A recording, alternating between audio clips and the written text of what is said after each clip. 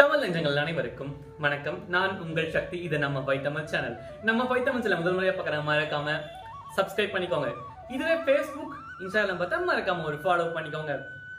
ஒரு காமெடினா இருந்து ஒரு ஹீரோவா ஒரு சிறந்த நடிகனா தன் திறமையாலையும் உழைப்பாலையும் முன்னுக்கு வந்தவர் தான் நம்ம சூரிய அண்ணன், பரோட்டா சூரிய அண்ணன்.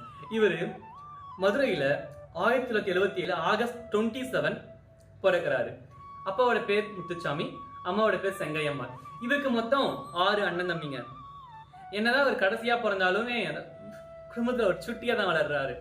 இவரோட அப்பா நல்லா சம்பாதிப்பாரு, ஆனா அதை விட அதிகமா செலவு பண்ணுவாரு. குடும்பத்துல வறுமை காரணமாக இவங்க அம்மாவும் வேலைக்கு போக கட்டத்துக்கு தள்ளப்படுறாங்க. ரொம்ப கஷ்டப்படுற ஃபேமிலி கூட இவ்வளவு பேரு கூட்டு குடும்பம் ஜாயிண்ட் ஃபேமிலியா வாழ்ந்துட்டு சூரிக்கு ஒரு 13 வயசுக்கு மேல என்ன பண்ண தெரியும், குடும்ப வறுமையின் காரணமாகவும் சரி இவர் வேலைக்கு போலாம் முடிவு பண்றாரு. வேலைக்கு போனா எங்க போவாரு, அவங்க அண்ணா கூடவே போறாரு. டீ கடை, பரோட்டா கடை அந்த மாதிரி ஒர்க் பண்ணிட்டு இருக்காரு. என்னதான் இப்ப இருக்கிற பசங்க எல்லாம் 100 ரூபாய் ஸ்நாக்ஸ் கொடுத்தாலே என்னது 100 ரூபா தானா அப்படின்னு கேட்கிற காலகட்டத்துல 1 ரூபாய்க்கும் 10 ரூபாய்க்கும் ஒழிச்சிருந்த காலத்தெல்லாம் சூரிய இருந்திருக்காரு. கொஞ்ச நாளுக்கு மேல அம்மாவோட கஷ்டத்தை தாங்காம இவங்க அப்பா செமையா செலவு பண்ணுவாராம். அதை விட அதிகமா காமெடி பண்ணுவாராம். அவரோட காமெடி சென்ஸ்ல இப்ப சூரிய பேசுறதுல ஒரு 20% கூட இல்லையா, அவரே சொல்லியிருக்காரு. அம்மாவோட கஷ்டத்தை தாங்காம சூரிய என்ன பண்றாரு, அம்மா நான் சென்னைக்கு போறேன், சென்னைக்கு போய் நான் நடிச்சு நான் பெயர் ஆக போறேன்னு சொல்றாரு. சரின்னு சொல்லிட்டு 1996 வருஷம் இவர் சென்னைக்கு கிளம்பி வராரு. வரும்போது எதுவும் தெரியாது, புது இடம், வேலையும் தெரியாது, ஒன்றும் தெரியாது, சின்ன சின்ன வேலையை செய்யறாரு. இந்த மாதிரி பரோட்டா, டீ கடை, சம்திங் இந்த மாதிரி ஒர்க் பண்ணிட்டு இருக்கும்போது சம்பாதிச்ச காசுலாம் வச்சு ஓகே ரூம் ஷேரிங்க்கு ஒரு ஆள் தேர்றாரு. ஓகே ரூம் ஷேரிங்க்கு ஒரு ஆள் கிடைக்கிறாங்க. அந்த ரூம்ல செட்டில் ஆகாம அந்த ரூம்மேட் சினிமாவுக்கு செட்டு போற ஒரு ஆள், ஒரு ஹார்ட் டிபார்ட்மெண்ட், அவரு மூலியமா சினிமாக்குள்ள போறாரு. 10 பேர் இருக்கும் போது ஜூனியர் ஆர்டிஸ்டா நெட்டில் நிற்கிறாரு. மறுமலர்ச்சின்ற ஒரு படத்துல 1998 அந்த கிரௌடில் நிற்கிற சூரிக்கு ஒரு டைலாக் கிடைக்குது. அந்த டைலாக பேசுங்க அப்புறம் சரி ஓகே சினிமா நம்மளை விட்டு போக கூடாது, திறமை விட்டு போகலாம்னு சொல்லிட்டு ரோட்ல நாடகம்லாம் போடுவாராம். ரோட்ல நாடகம்லாம் போட்டிருக்கும் போது அந்த நாடகத்தை பார்த்த போலீஸ்கார் 400 ரூபாய் கொடுத்து சரிப்பா நீங்களாம் போய் சாப்பிடுங்க அப்படின்னு சொல்லி அமைச்சாராம். இதுக்கப்புறம் அவருக்கு ஜி, காதல் அந்த மாதிரி எல்லாம் பட வாய்ப்புகள்லாம் வர ஆரம்பிச்சான்.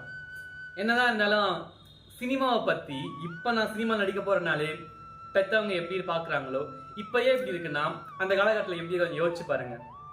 இந்த மாதிரிலாம் இருக்கும்போது சினிமாவுக்கு செட்டு போற ஒரு ஆள், ஒரு ஹார்ட் டிபார்ட்மெண்ட், அவரு மூலியமா சினிமாக்குள்ள போறாரு.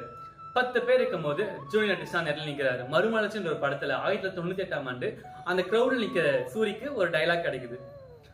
அந்த டைலாக பேசுங்க அப்புறம் சரி ஓகே சினிமா நம்மளை விட்டு போக கூடாது, திறமை விட்டு போகலாம்னு சொல்லிட்டு ரோட்ல நாடகம்லாம் போடுவாராம். ரோட்ல நாடகம்லாம் போட்டிருக்கும் போது அந்த நாடகத்தை பார்த்த போலீஸ்கார் 400 ரூபாய் கொடுத்து சரிப்பா நீங்களாம் போய் சாப்பிடுங்க அப்படின்னு சொல்லி அமைச்சாராம். இதுக்கப்புறம் அவருக்கு ஜி, காதல், வெண்ணிலா கபடிக்கு ஒரு படத்தை எடுத்தாலே நமக்கு ஞாபகம் வர ஒரே விஷயம் பரோட்டா சூரி. ஆனா அவருக்கு பரோட்டாவே பிடிக்காதான். ஆனா அந்த பரோட்டா தான் அவருக்கு பேரும் புகழும் வாய்ப்பையும் மேலும் ஒரு ஹீரோவாக எல்லா தகுதியும் தான் கொண்டு வந்துச்சு. இதுக்கப்புறம் 2009 அவங்க அப்பா இறந்து போறாரு. அவங்க அப்பா இறந்து போனதுக்கு சினிமா பிரபலங்கள் சிவகார்த்திகேயன், சசிகுமார், நிறைய ஒரு செலிபிரிட்டிஸ்லாம் வராங்க. எல்லாருக்குமே ஒரு ஆசை இருக்கும் தான் பெத்தவங்களை ஏரோப்ளைன்ல கூட்டு போய் அழகு பார்க்கணும்னு சொல்லிட்டு. இதையும் சம்பாதிக்கும் போது தான் அம்மா ஃபிளைட்ல கூட்டு போய் அழகு பார்க்கறாரு சூரி. மதுரையில அம்மன் ஐயன் சொல்லிட்டு ஒரு ஹோட்டல் ஆரம்பிக்கிறாரு. இத சிறப்பு யாருன்னு கேட்டீங்கன்னா சிவகார்த்திகேயன் தான் இந்த ஹோட்டலை ஓபன் பண்ணி வைக்கிறாரு. இந்த ஹோட்டல் ஓபன் பண்ணி வச்சது மட்டும் இல்லாம லாக்டவுன்ல எவ்வளவோ பேர் வேலை இல்லாம கஷ்டப்பட்டாங்க. தன் கூட வேலை பார்க்கறவங்களுக்கு வேலையை விட்டு நின்ன அப்புறமும் லாக்டவுன்ல அவங்களுக்கு மாத சம்பளமும் கொடுத்து அவரை பார்த்து சூரி நடிகை நினைப்பவும் சரி, தன் கஷ்டப்படவும் சரி, தங்கிட்ட இருக்கிற காசை தான் மட்டும் செலவு பண்ணாம தன் கூட இருக்கிறவங்களுக்கு சாப்பாடு குறைய வைக்க மாட்டாராம். விஜய் சேதுபதியும் சூரியும் ரொம்ப வருஷமா நெருங்கிய ஃப்ரெண்ட்ஸா இருக்காங்க. விஜய் சேதுபதி அப்பப்ப சொல்லுவாராம், மச்சான் நீ நல்லா நடிக்கிற, நீ காமெடியா மட்டும் ட்ரை பண்ணாத, ஹீரோவா ட்ரை பண்ணு அப்படின்னு அடிக்கடி சொல்லுவாராம். பல போராட்டங்கள், பல காயங்கள் பிறகு சூரி மக்கள் மனதில் ஒரு சிறந்த ஒரு காமெடினா வர வந்துட்டு இருக்காரு. இந்த நிலையில வெற்றிமாறன் இயக்கத்துல விடுதலைன்னு ஒரு படம் நடிச்சாரு. பெரிய வெற்றி. சூர்யா காமெடினா பார்த்துற மக்களுக்கு இன்னும் சூர்யா இப்படி ஒரு மாற்றத்தை தர முடியுமா, இவ்வளவு பெரிய ஹீரோ இப்ப காமெடினா தாண்டி இப்ப ஹீரோவா கலக்கிட்டு வராரு சூரி. இது போன்ற மேலும் வீடியோக்கள் பார்க்க நம்ம சேனலை சப்ஸ்கிரைப் பண்ணிக்கோங்க.